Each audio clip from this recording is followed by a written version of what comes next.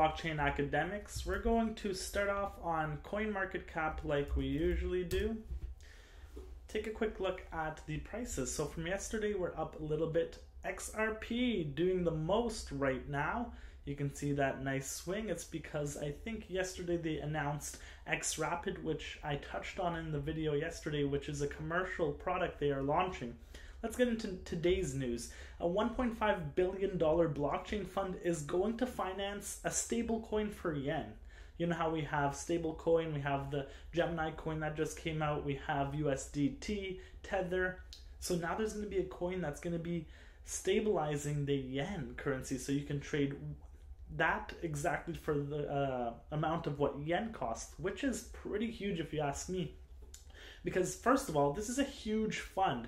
They're successful $1.45 billion, and they're backing this coin up. And you can see that there's so many different directions people are taking and moving forward with cryptocurrency and, you know, making these new coins. So it's like next thing you'll see one against different currencies, which kind of strengthen the market, and it gives other investors like kind of a safety. It's not as volatile when you can just change it back into your own currency. So this is huge. Like, I'm happy to see things like this.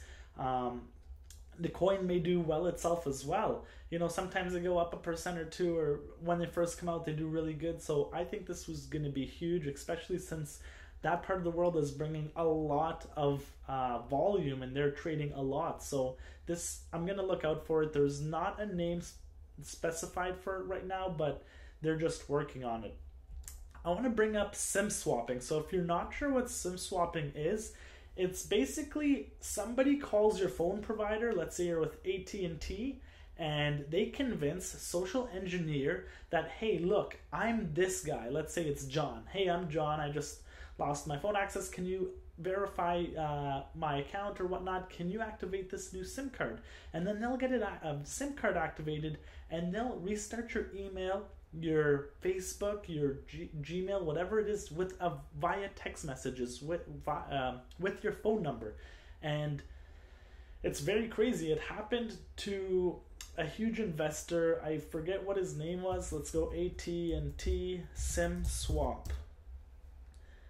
Hack cryptocurrency. I screwed that up. But look at this. Bitcoin investor sues AT&T after losing $23 million in a SIM swap hack. You see it right here. He's suing them for $220 million for damages because he lost money to a SIM hack. And it's Michael Turpin. Okay, there it is. Very well-known figure. Right here we have a League of Legends star who's out $200,000. This like hits me super close because I want to show you guys, this is my email. Somebody tried to do it to me as well. I don't say tried to because he was successful. Thing is, he didn't take any cryptocurrency because I teach people how to store their cryptocurrency correctly and safely. So he just got into my email, my Facebook, you know, did some damage on my Facebook, but I securized with a Ubico key, which now for somebody to log into my email, Gmail, Facebook, Twitter, they need to have a USB plugged in, so it's kind of close to impossible. So this guy lost $200,000. I feel for him. These are shitty scams. Whoever is on the back of that AT&T phone call or whoever it is, like, come on, man, step your game up. Stop falling for these dumb social engineering tricks.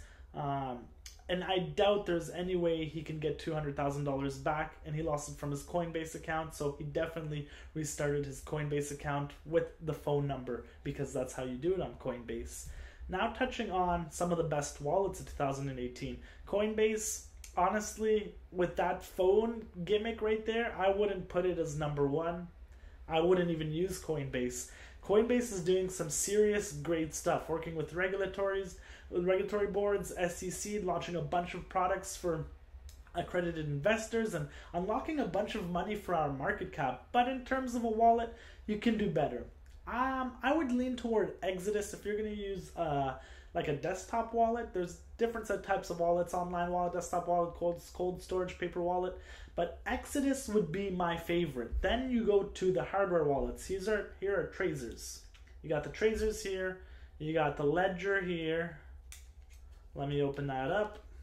Trezor, Ledger, and then you got the BitFi here. So, the guy who tried to hack me, my funds are on here. You're not going to get these. So, with the Ledger and Trezor, they give you your secret keys. That's why they are very secure. It's 2 to the power of 256, so that's like cajillions of zeros that the chances for you to hack these. But these BitFis, what's so great about them is because you make your own private key, so it's literally impossible for somebody to hack it because you're picking 2 different private keys and you're picking them and they're stored in your memory. Nobody else can really access them. So I recommend BitFi. If you want a BitFi, you can go to the description below, bitfi.info. You'll support the channel doing so too, which I extremely appreciate.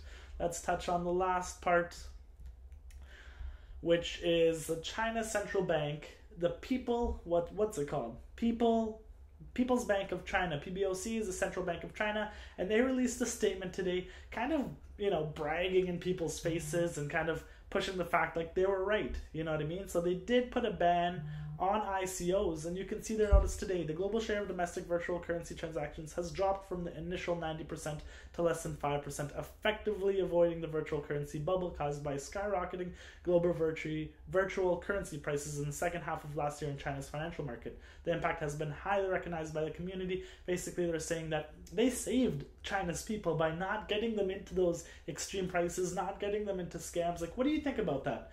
Did they save their public by not allowing them to participate, or did they just hurt them by kind of banning them? China bans everything. Facebook, Google, YouTube, they make their own. I wouldn't be surprised to see China's own coin. And then they added, in addition, the Internet Authority has also strengthened the